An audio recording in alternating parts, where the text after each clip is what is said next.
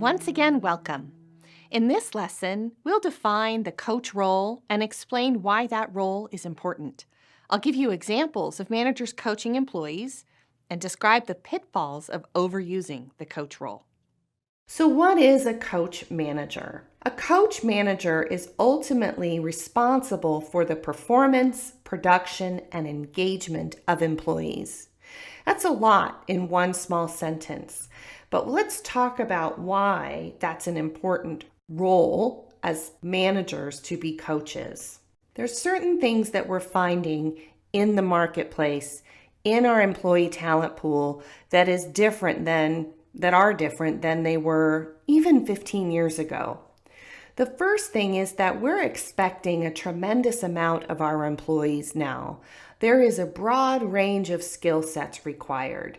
We expect our employees to be much more nimble, much more adaptable, much more capable of moving with the pace of change and influences in our organizations. We're seeing ongoing proof through literature and research that managers who develop their employees get better results and get better performance. No longer can we expect that employees come to us completely cooked, right? That they already know everything they need to know. That just isn't the case. We used to have kind of a perspective that employees needed to figure it out and get it done. Well, I think that still holding people accountable to performance is essential, but the go figure it out on your own part is changing. And employees are actually expecting managers to be more involved in helping them develop and improve skills. We need to recognize that our environments are ever changing, and so the skills that are required are as well. Things that you needed to know 2 years ago may be obsolete. So you have to learn new skills, you have to learn new methodologies, and you have to adapt new perspectives and behaviors to be successful today versus a few years ago. And lastly, many employees come to us with very high technical skills, but they have very undeveloped behaviors that support their performance. And I want to talk to you more about what that means. We tend to think of coaching and helping employees perform just in the realm of their skill set, their technical skill set. So engineering, accounting, finance, sales, marketing, analysis, right? These technical skills that our employees are trained to learn. What happens though is many employees come to us and they have those skills down. They have been well trained, but they don't have necessarily all the behaviors that lead to success, like organization. How do they manage multiple priorities? Think about your workday. You have a lot of things you have to do every day, don't you?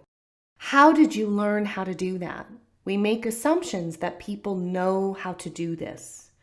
Listening skills. A lot of people are not ever taught how to listen to one another, right? How they communicate. Do we help people learn how to be effective in how they communicate? The words they use, the tone they use, right? There are opportunities for all of us to improve here. How well do employees accept and move with change? This is also something that many of our employees don't have experience in. And so they come into an organization that has rapid change and they struggle. Working in teams is essential, as all of you I'm sure know, but a lot of people, I'm sure you've met them, are not necessarily that great at collaborating and working with others. That is a coachable skill. It is a behavior. And lastly, even meeting deadlines, right? We have a lot of people that we manage who are highly creative, highly talented, but maybe not as effective at meeting deadlines. So all of these are behaviors that oftentimes managers are expected to develop in their employees, And yet they're not prepared to, right? Because most managers think that employees come to them with technical skill and they should know how to do all this other stuff. But the truth is, a lot of the people we work with aren't very good at these behaviors. And that's where coach as manager is so vital. So let's look at an example of a coach as manager. There's a manager, his name is John, and he has an employee named Luke. Luke is tremendously talented. He has extensive training and education in his field. But Luke lacks basic skills in working in a professional environment. So he's very smart and very experienced in his trade, but maybe not very experienced in his professional environment. John needs to help Luke gain self-awareness first, and then the skill set he needs in order to help him lead Luke to better performance. Sometimes, though, what happens is John has this talented technical person, and he gets frustrated with Luke because Luke doesn't have good skill sets to work in a professional environment. But what I'm positioning here for you is the coach as manager recognizes both responsibilities. Now, the cool thing is that is what this whole course is about, and I'm going to teach you, first of all, how to notice the difference and how to address each as it relates to performance. Here's another example. Kay is the manager, and Orlando is the employee. Orlando has been working in his field for years. He has extensive experience, and he is very capable. But recently, Kay's organization has been adding new processes and systems that require every employee to learn new skills. Orlando is having a hard time adapting to the new skills and to the change. As his coach, manager, Kay must help identify how best to develop the essential new skills that Orlando needs and how to help Orlando adapt to the changes if she wants the best performance from Orlando. And what we'll learn through our work together is we all learn a little bit differently. And so how she works with Orlando is through a coaching approach. What happens, though, is sometimes the coaching role can be overused. Remember, I said that we all have a preferred role.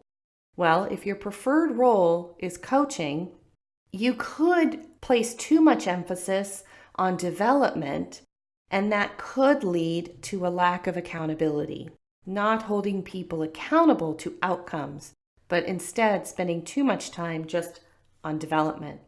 Sometimes people who are focused on a coaching manager role, they overanalyze the gaps in their performance. They overthink about why employees aren't doing well, and they don't get about the business of implementing a solution.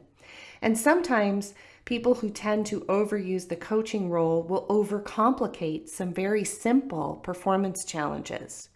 So my goal through this work we're going to do together is to give you the resources you need to make these diagnostic decisions quickly so that you can get about the business of writing performance as quickly as possible. So in summary, coaching is not well defined. We know that. My guess is that you hear about it a lot, but you don't really know what it means. So we're going to clear that up for you. The primary focus of coaching is to develop undeveloped skills in employees, and that's both from a technical perspective and also from a behavioral perspective.